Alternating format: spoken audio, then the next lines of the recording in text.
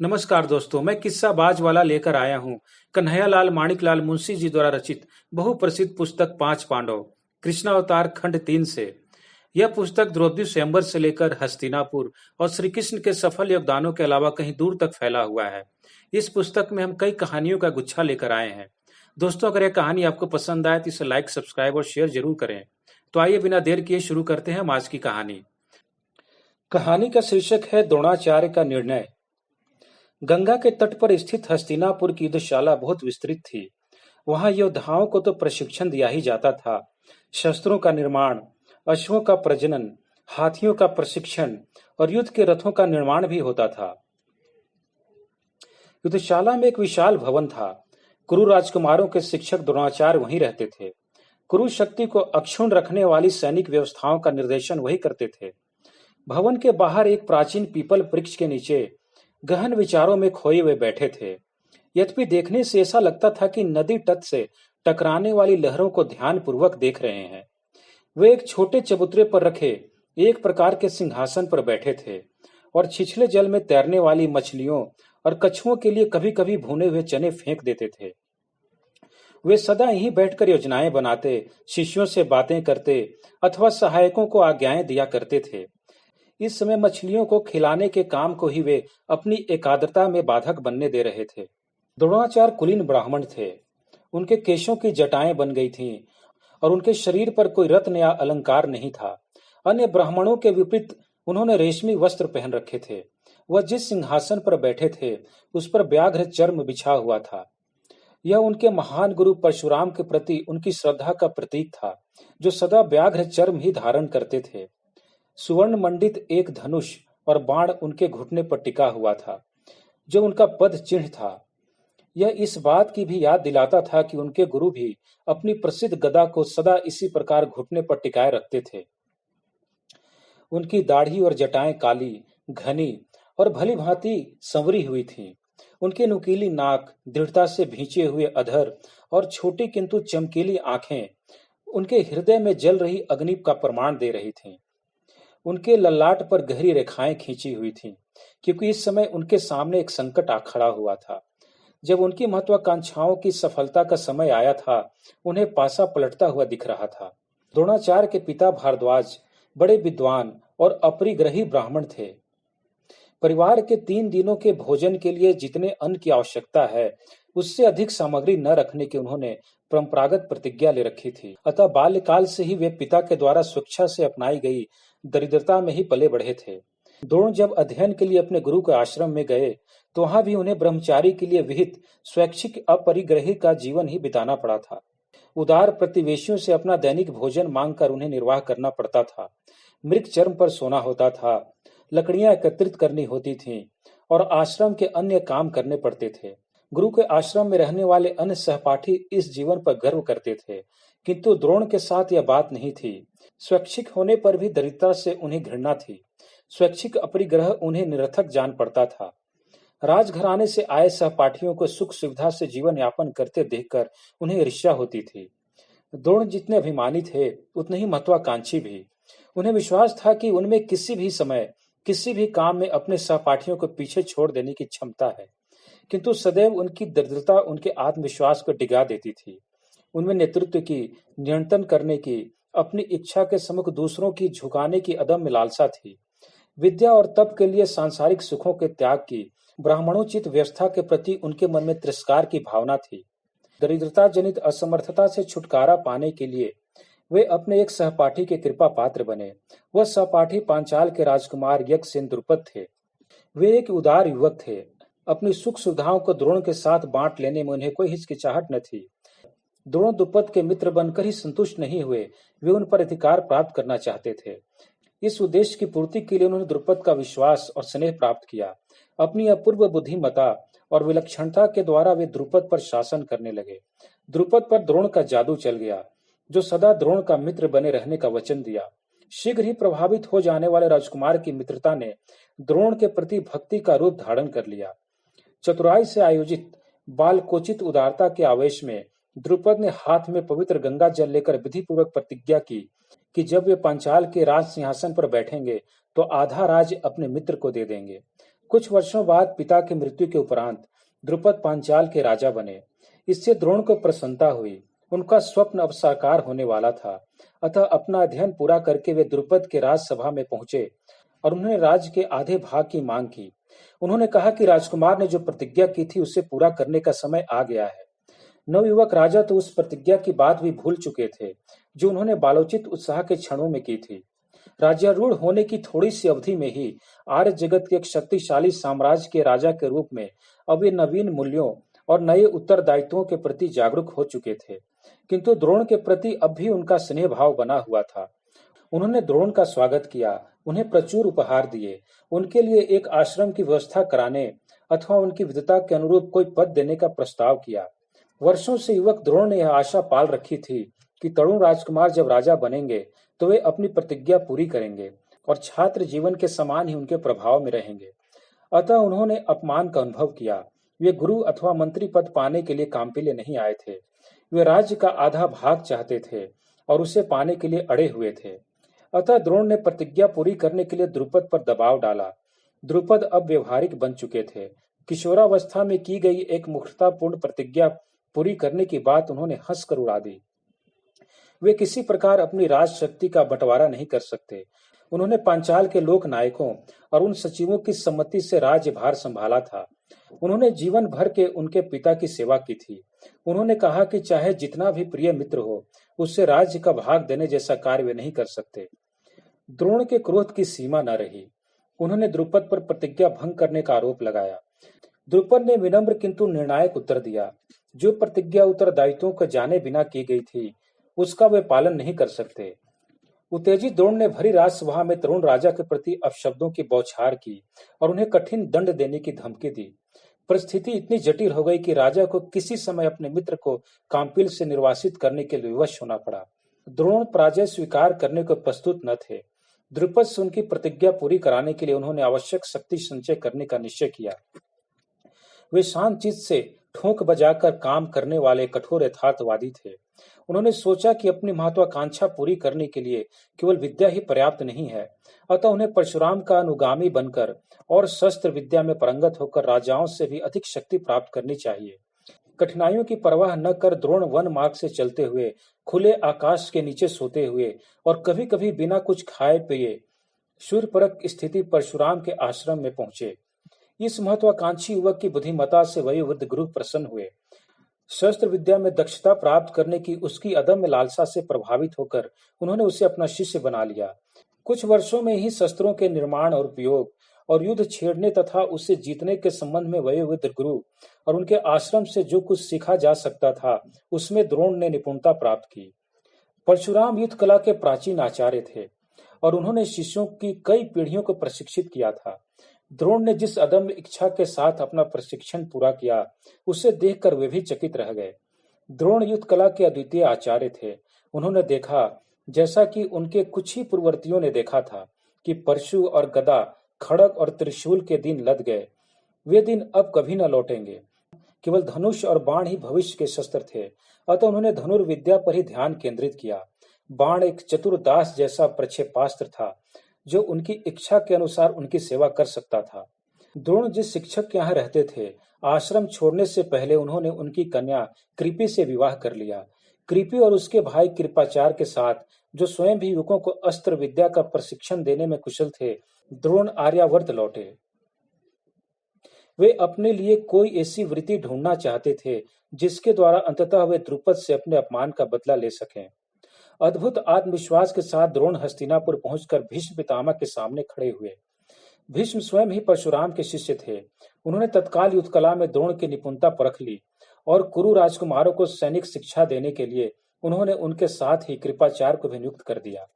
युद्धशाला का प्रधान बनने के बाद द्रोणाचार्य ने अपनी वह कला सिखाने में सारी शक्ति लगा दी जिसमें उन्होंने अपूर्व निपुणता प्राप्त की थी।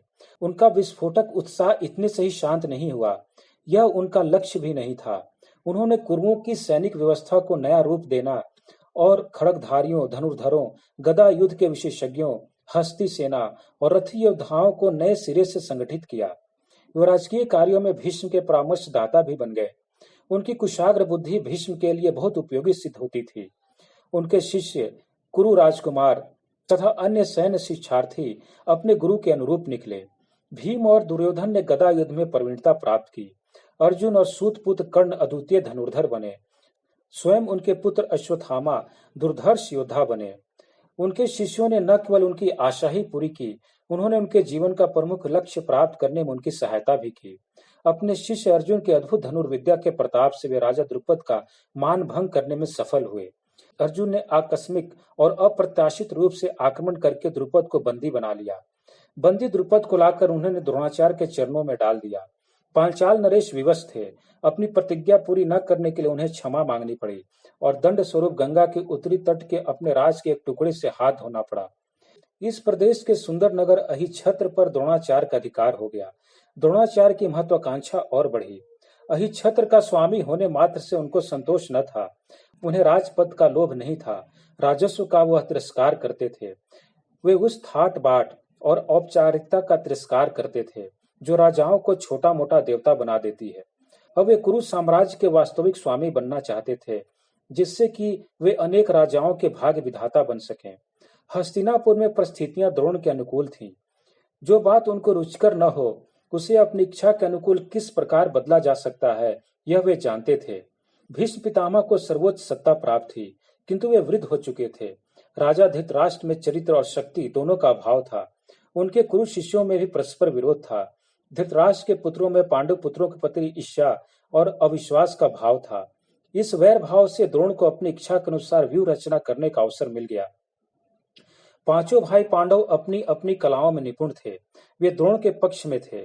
उनमें भी अर्जुन उनके प्रति सबसे अधिक भक्ति भाव रखते थे। धृतराष्ट्र के पुत्र दुर्योधन और उसके भाई उनके प्रति निष्ठा तो रखते थे, किंतु वस्तुतः वे विश्वसनीय नहीं थे। किंतु उन्होंने ऐसी व्यवस्था करने का ध्यान रखा कि उग्र स्वभाव वाले उनके पुत्र अश्वत्थामा से गाढ़ी मित्रता हो जाए। द्रोण जानते थे कि केवल पांडव ही संसार के एक छोर से दूसरे छोर तक कुरु साम्राज्य का विस्तार कर सकते हैं। न्यायपरायण और गौरवशाली युधिष्ठिर अच्छे सम्राट बनेंगे। भीम और अर्जुन अजय योद्धा थे। युद्ध के लिए अश्वों के पालन और प्रशिक्षण में नकुल अत्यंत दक्ष थे। सहदेव विद्वान, बुद्धिमान और दूरदर्शी थे। अपने प्रति इन सबकी भक्ति को देखकर द्रोण यह आशा पाल रहे थे कि जब ये लोग सत्ता संभालेंगे तो परिस्थितियों की बागडोर उन्हीं के हाथों में रहेगी। अतः जब भीष्म पितामह ने युधिष्ठिर को युवराज बनाने का सुझाव दिया तो द्रोण ने उनका हार्दिक स्वागत किया। कुरु राजकुमारों में सबसे अधिक बुद्धिमान और उनके प्रति सबसे अधिक प्रीति थी, और स्वर्गीय राजा पांडु के ज्येष्ठ पुत्र होने के कारण न्यायतः वही राज सिंहासन के उत्तराधिकारी भी थे। युवराज पद पाते ही युधिष्ठिर ने धर्म पूर्वक उस पद का उत्तरदायित्व संभाल लिया। राजकाज के बारे में भीष्म उन पर पूरा विश्वास रखते थे और कभी सचिव, विशेषतः उन सब में बुद्धिमान विदुर उनका सम्मान करते थे। युधिष्ठिर जब युवराज बनाए गए तो द्रोण को ऐसा प्रतीत हुआ मानो अब वे सर्वशक्तिमान हो गए हैं, स्वयं भीष्म से भी अधिक शक्तिशाली। किंतु युधिष्ठिर का व्यवहार देखकर वे अप्रसन्न हुए। युवराज बनने के बाद वे युद्धशाला में उनके अनुगत शिष्य नहीं रह गए थे। वे शासक थे, उनमें आत्मविश्वास था। वे अपना कर्तव्य जानते थे और सत्यनिष्ठा के साथ व्यक्तिगत हितों को उसके आड़े न आने देते थे। लेकिन सैन्य विषयक मामलों में वे गुरु का परामर्श अवश्य लिया करते थे। बहुत प्रयत्न करने पर भी द्रोणाचार्य युधिष्ठिर पर अपना प्रभुत्व स्थापित नहीं कर सके। तरुण राजकुमार का यह व्यवहार सदा उचित, न्यायपूर्ण और हार्दिक होता था। वे शुद्ध अंतःकरण से अपने राजकीय कर्तव्यों के पालन में अपने निश्चय पर अडिग रहते थे। प्रपंच उन्हें प्रभावित नहीं कर पाते थे। परामर्श वे सबका लेते थे, किंतु भीष्म के अतिरिक्त किसी अन्य का मार्गदर्शन नहीं स्वीकार करते थे। उनका शासन ऐसा था जिससे सब लोग संतुष्ट हो सकें। तभी विस्फोट हुआ। द्रोणाचार्य को सूचना दिए बिना युधिष्ठिर ने द्वारका के वासुदेव को हस्तिनापुर आने का निमंत्रण भेज दिया। द्रोण को यह भी पता चला कि उनका शत्रु द्रुपद कृष्ण के साथ अपनी कन्या का विवाह करना चाहता है। उन्होंने सत्ता के जिस दुर्ग का निर्माण किया था वो लड़खड़ा रहा था। कुछ वर्षों से वे कृष्ण के पराक्रमों की चर्चा सुनते आ रहे थे, किंतु अब तक उससे उन्हें चिंता नहीं हुई थी, क्योंकि यादवों का नायक इतनी दूर था कि उसका कोई महत्व नहीं था। किंतु अब वे आ रहे हैं। उनके चचेरे भाई उद्धव वस्तुतः एक सप्ताह के अंदर कृष्ण के आने की सूचना देने के लिए हस्तिनापुर पहुंच रहे थे। इस संकट को टालना था और निष्ठुरता और निर्णायत्मकता के साथ टालना था। युधिष्ठिर को किसी प्रकार कृष्ण से संधि नहीं करने दी जा सकती, और यदि कृष्ण द्रुपद की कन्या से विवाह करने वाले हों तब तो इसकी बात सोची भी नहीं जा सकती। द्रोण ने बड़ी सावधानी से विसात बिछाई और सभी चालों पर खूब विचार किया। युधिष्ठिर की इस नई चाल को मात देनी थी। भीम और अर्जुन को युधिष्ठिर से अलग नहीं किया जा सकता था। ऐसा भी नहीं लगता था कि कुरुओं और यादवों की संधि को भीष्म अस्वीकार करेंगे। जीवन भर वे जो खेल खेलते आए थे, अकस्मात उसका रूप बदल गया था। अब उन्हें कड़ी चाल चलनी पड़ेगी। यदि उन्हें अपनी कामना पूरी करनी है तो हस्तिनापुर में पांडवों का शासन नहीं होना चाहिए। अब एकमात्र उपाय बच रहा था कि पांडवों और कौरवों के बीच वैमनस्य भड़का दिया जाए। उन्हें स्वयं दुर्योधन के चरित्र अथवा उसकी योग्यता पर विश्वास नहीं था, किंतु वे जानते थे कि उनका पुत्र अश्वत्थामा दुर्योधन के लिए सारा आग पानी और शक्ति जुटाया करता है। अब तक द्रोण ने ही अश्वत्थामा के द्वारा दुर्योधन एवं उसके साथियों को इस बात से विरत रखा था कि वे युधिष्ठिर को स्थानच्युत करने के लिए उग्र मार्ग अपनाएं। यह स्वयं द्रोण के जीवन का अत्यंत निर्णायक क्षण था।